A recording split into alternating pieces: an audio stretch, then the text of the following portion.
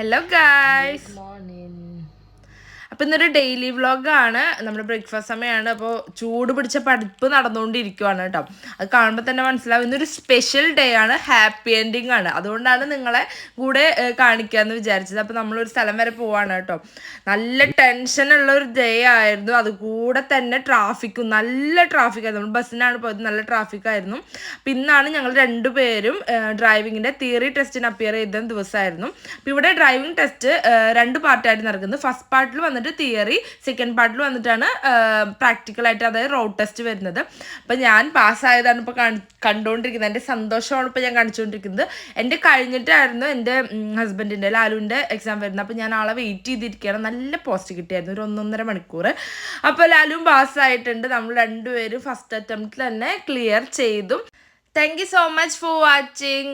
പിന്നെ ആരെങ്കിലും സബ്സ്ക്രൈബ് ചെയ്യാത്തുണ്ടെങ്കിൽ ഒന്ന് സബ്സ്ക്രൈബ് ചെയ്തേക്കണേ.